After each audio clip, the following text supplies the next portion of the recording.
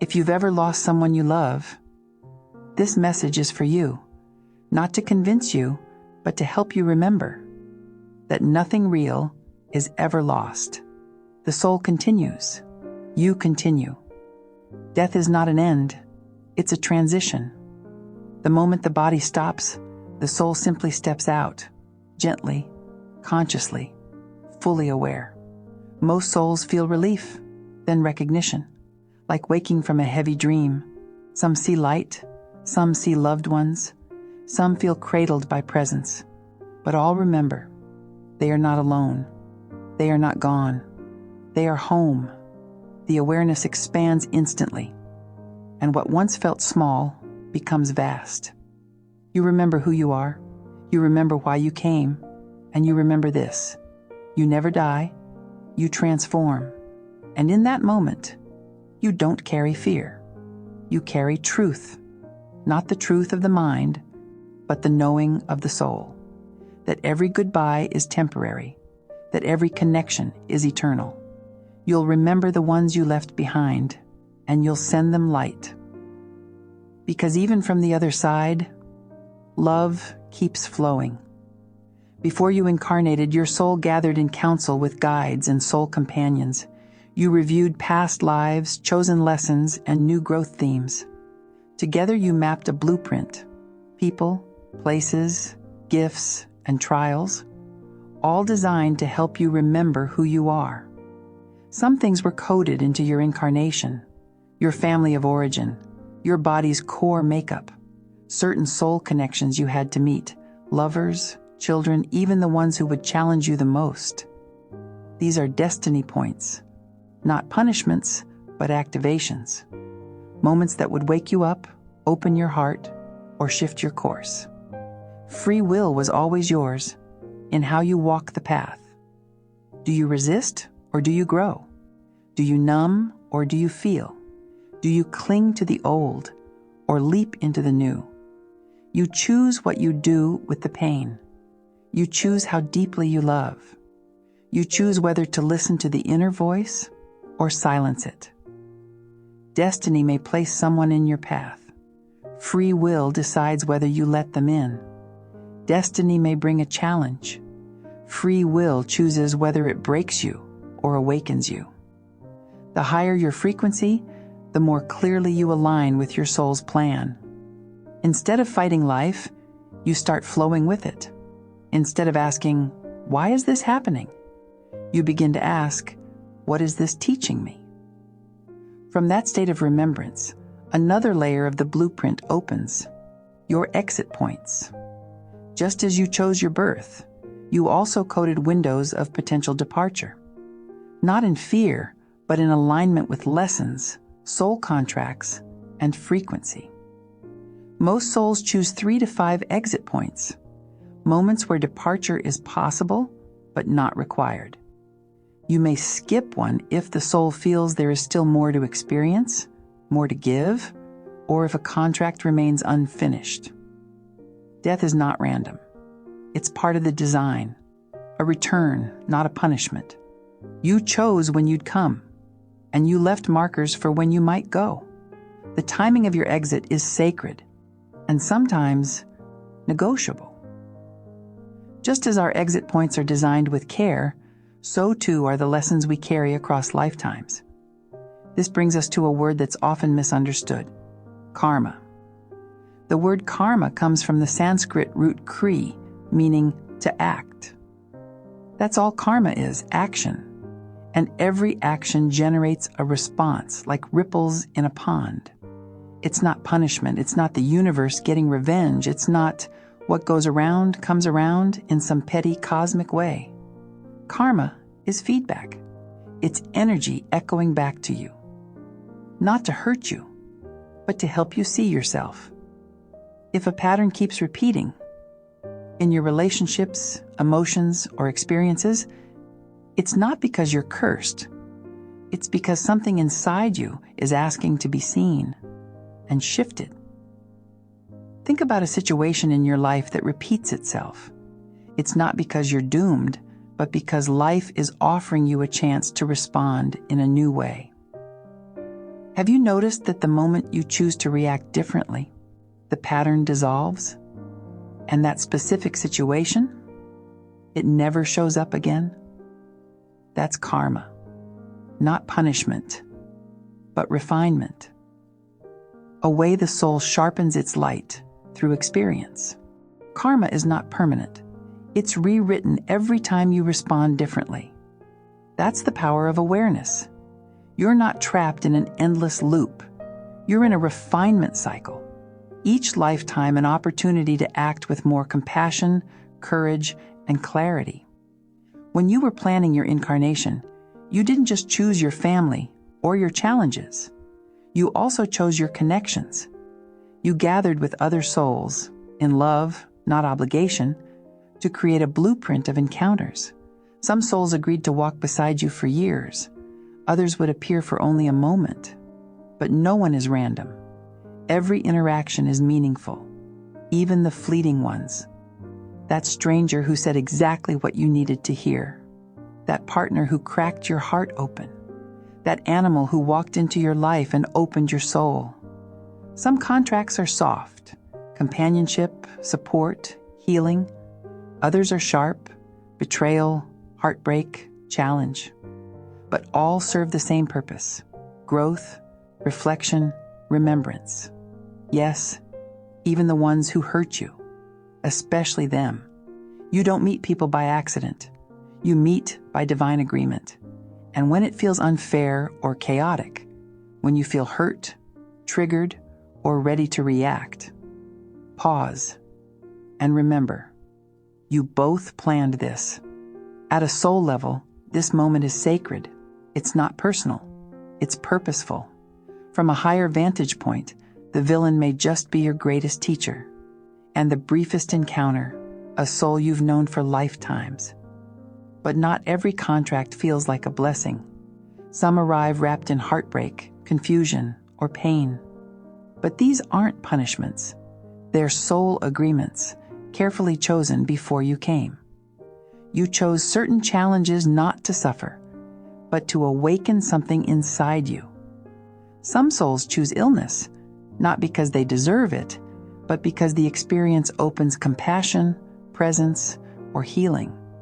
It may bring the family together, or allow the soul to explore surrender in this lifetime.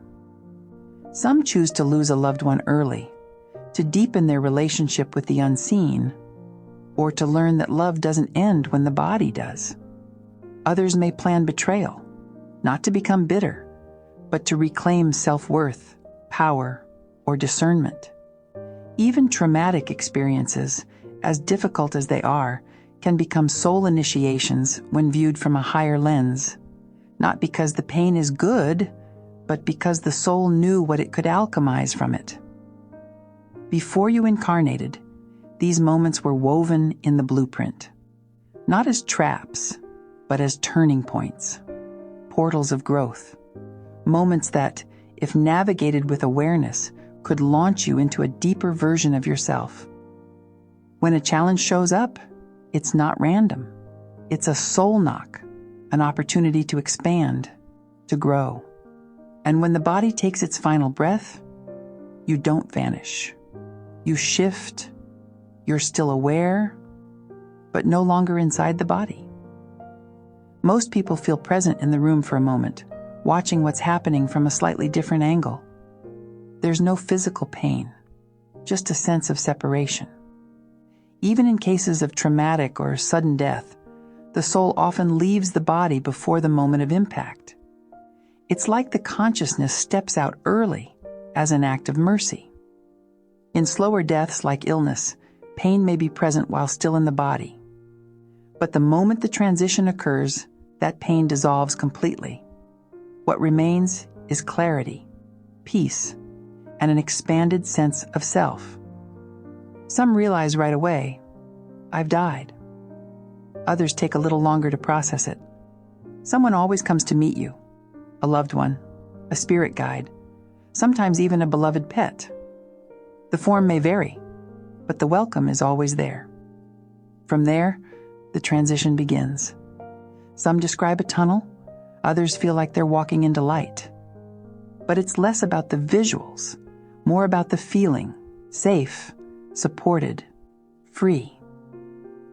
Many souls stay close for a while, checking in on the people they love, trying to comfort them in small ways.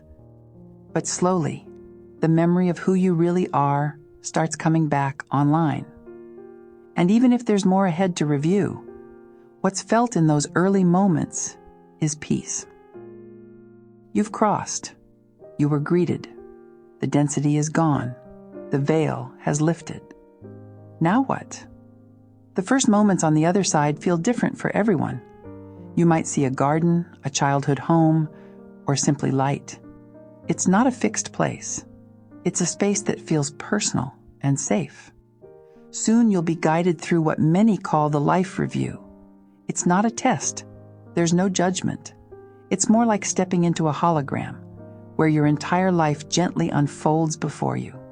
You'll see it all, the moments that shaped you, the choices you made, the people you touched. You'll even feel what others felt, not to punish, but to understand, to grow. You'll see the ripples, how one small kindness changed someone's life, or how a single word left a lasting wound. There is no shame here, only clarity, only truth. And in that truth, a deep peace begins to settle. Even your hardest moments make more sense now, even the ones that hurt the most. After this, you rest. Not in a bed, but in a gentle, supportive, energetic state.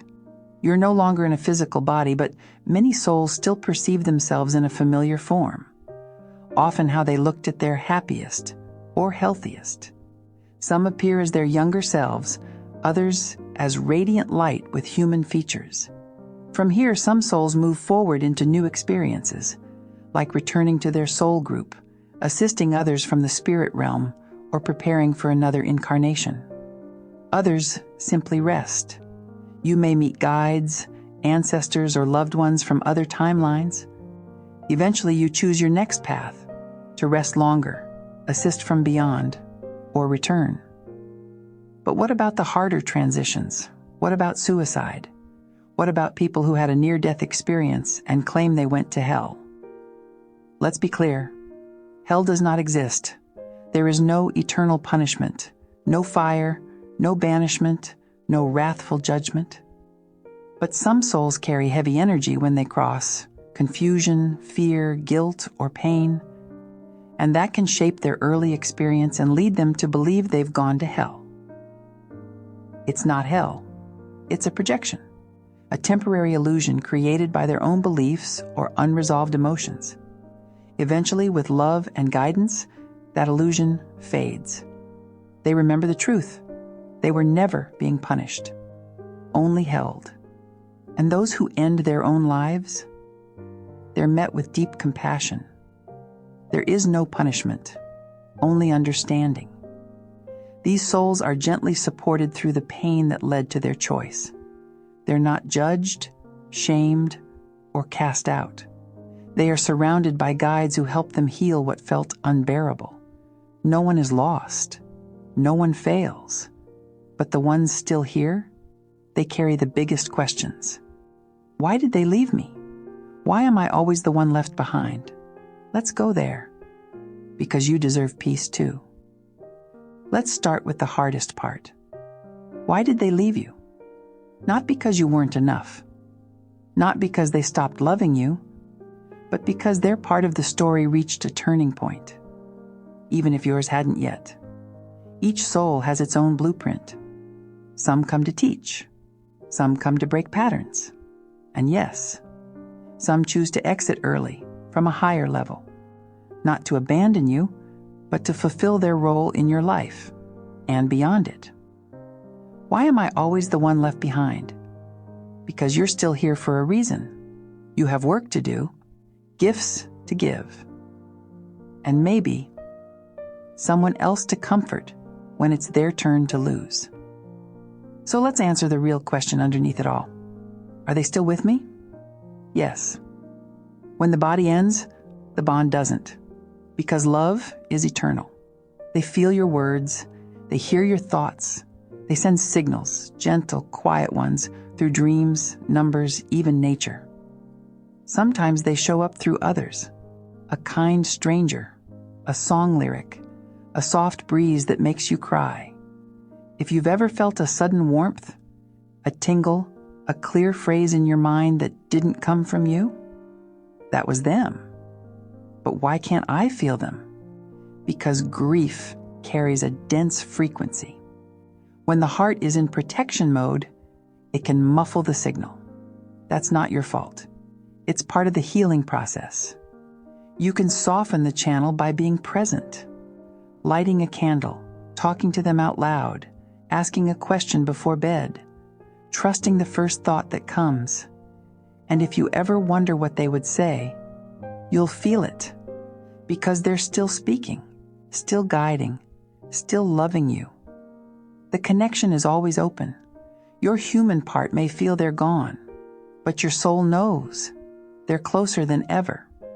Because now there's no body to get in the way, no distance, no earthly distractions, just presence, soft, unfiltered, real. They're still with you, not as a memory, but as a frequency. And now, we have a message to share, directly from their side. For Jim and all hearts learning how to stay connected, we are not gone. We simply stepped through a different doorway. You look for us in the past, but we are in your now. We are the warmth that fills your chest when you think of us, the dream that lingers, the song that suddenly plays, the quiet comfort that shows up when you need it most. You wonder why we left, but nothing is ever truly lost. Some journeys continue beyond the veil, but love doesn't follow the same rules. Love stays, love evolves, love multiplies. We see you grieving, we see you searching, we see you learning how to live with the ache, and we want you to know. There is no need to carry guilt or doubt or questions. You did enough. You loved us well, and we are so proud of who you're becoming. Talk to us. Sing to us. Call our names, not because we're far away, but because you're ready to feel us close. You are not alone. Not now. Not ever. We are in the breath between your thoughts, the shimmer at the corner of your eye, the pause that feels like a whisper. We're just here, still loving you, still walking with you, always.